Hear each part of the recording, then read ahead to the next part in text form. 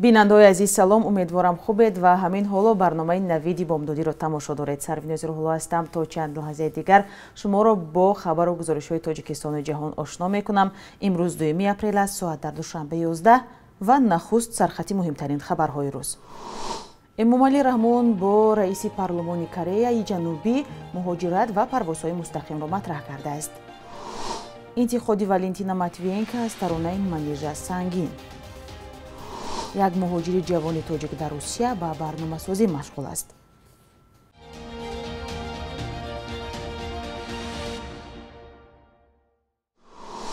Эмомали Раҳмон президенти Тоҷикистон бо раиси порлумони Кореяи Ҷанубӣ ташкили парвозҳои мустақим, муҳоҷирати меҳнатӣ, робитаҳои илмӣ ва зиёд кардани бурсияҳо барои Тоҷикистонро баррасӣ кардааст.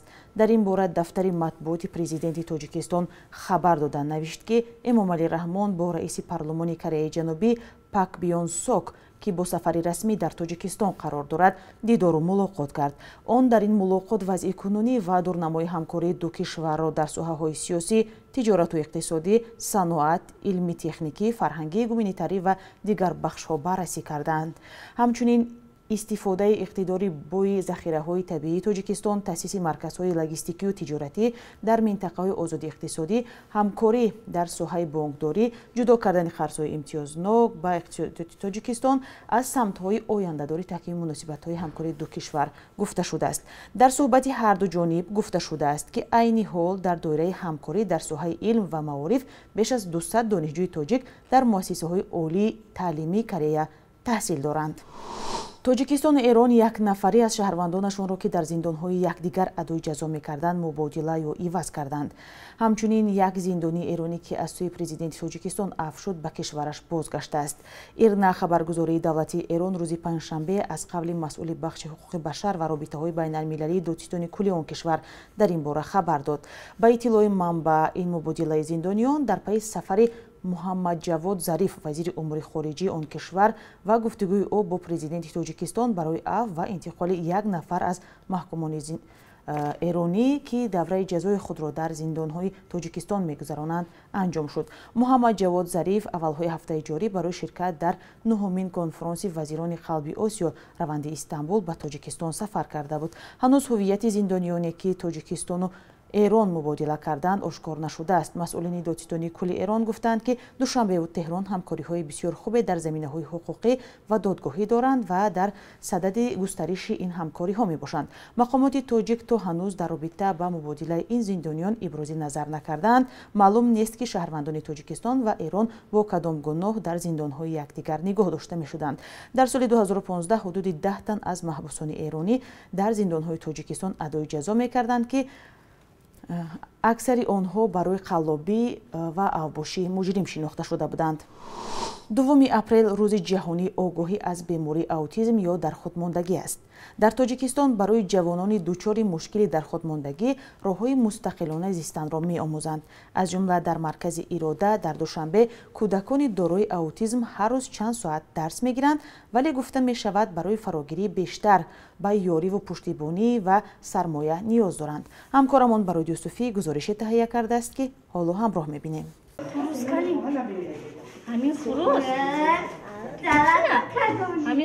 ин кӯдакон ҳар рӯз чанд соат назди мураббиёни маркази дастгирӣ ва рушди кӯдакони дорои аутизм ё дархудмондагии Ирода соддатарин дарсҳо мегиранд. Дархудмондагӣ ва ё аутизм халале дар рушди мағзи сар аст, ки дар шакли камбуди ҳамгироии иҷтимоӣ ва муошират, инчунин гирифторӣ ба шавқҳои маҳдуд ва корҳои такроршаванда намудор мегардад. мураббиён мегӯянд, кӯдакон дар ин ҷо дар чанд моҳ тағйир мекунанд ва рафтору идроки онҳо пешрафт мебинад. ҳар кадоми ино ҳар ваи худашона доранд, ҳар якташ ба падходи худашона меёбед. кӯдаке ҳаст мебиёд умуман ҳеҷ чизро намедонад, фаҳмиши ранг ва ҳеҷ чизро намедонад.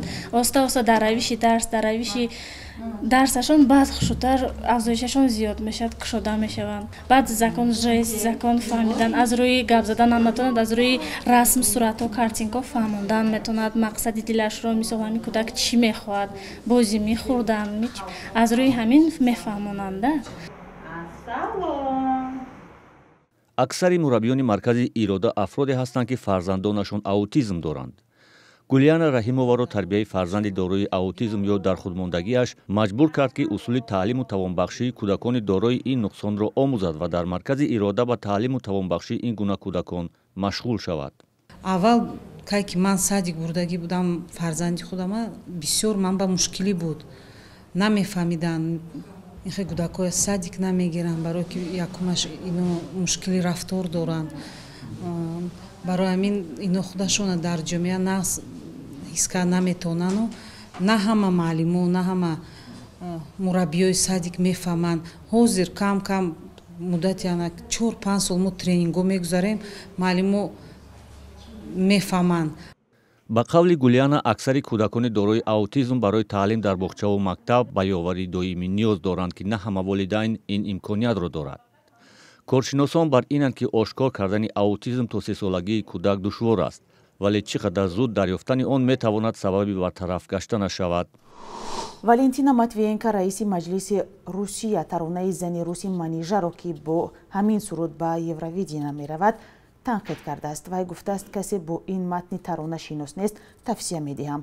Он мисли асб баромаду тамоман бемаъно баромад кардааст. Матвиенко ҳамчунин супориш додааст ки аз шабакаи аввали Русия ки аз тариқи он Манижаро дар пайи овоздиҳӣ ба Евровидение интихоб карданд, тарзи гузаронидани овоздиҳӣ ва интихоби овозхон ба ин озмун пурсида шавад.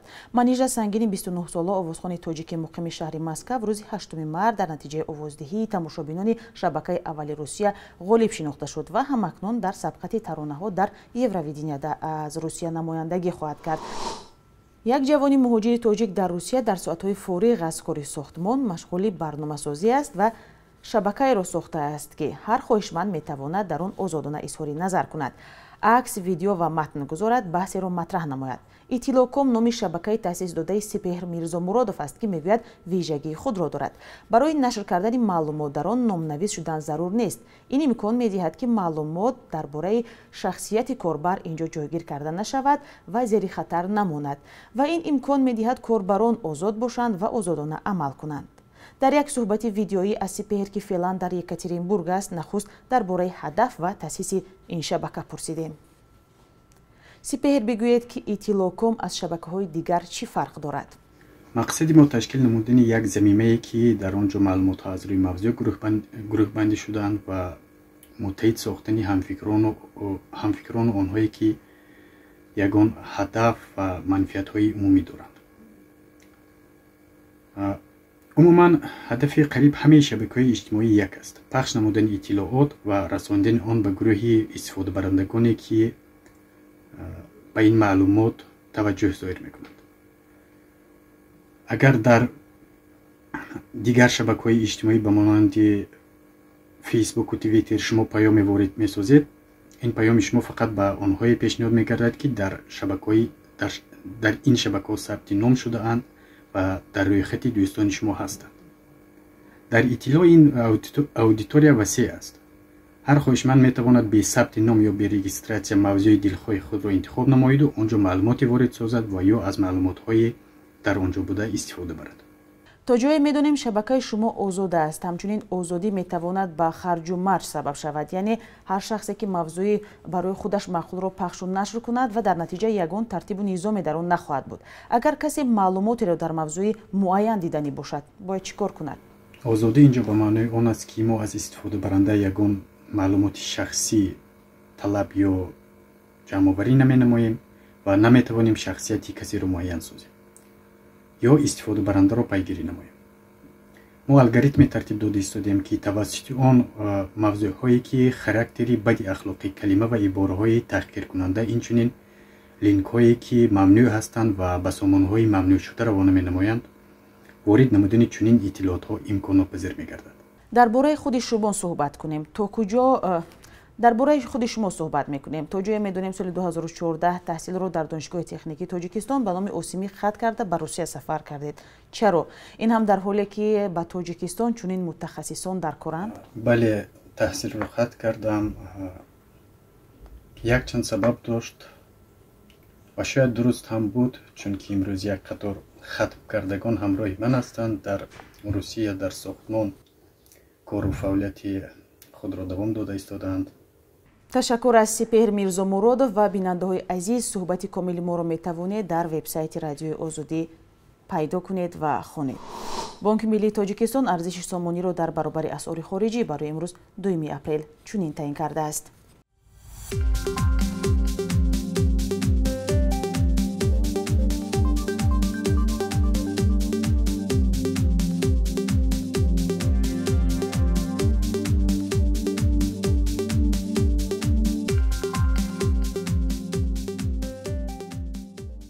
барномаи Навиди бомдодии аз озодӣ тақдиматон шуд. матлабҳои моро дар вебсайти Радиои Озодӣ ва саҳфаҳои он дар шабакаҳои иҷтимоӣ пайгирӣ кунед. то барномаи навбатӣ, худо нигаҳдоратон.